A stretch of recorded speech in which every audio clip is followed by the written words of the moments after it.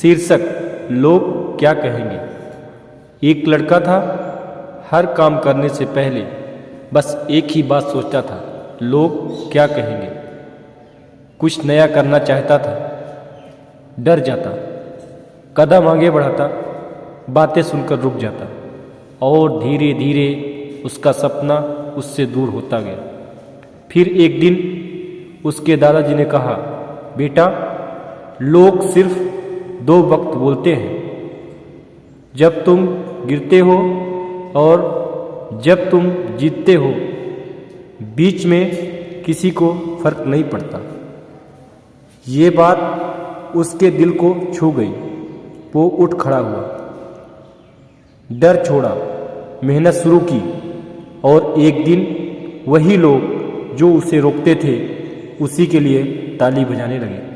सच ये है, लोगों की सोच कभी नहीं बदलती, लेकिन आपकी ज़िंदगी तभी बदलती है जब आप अपनी सुनते हैं, दुनिया की नहीं। लोग क्या कहेंगे।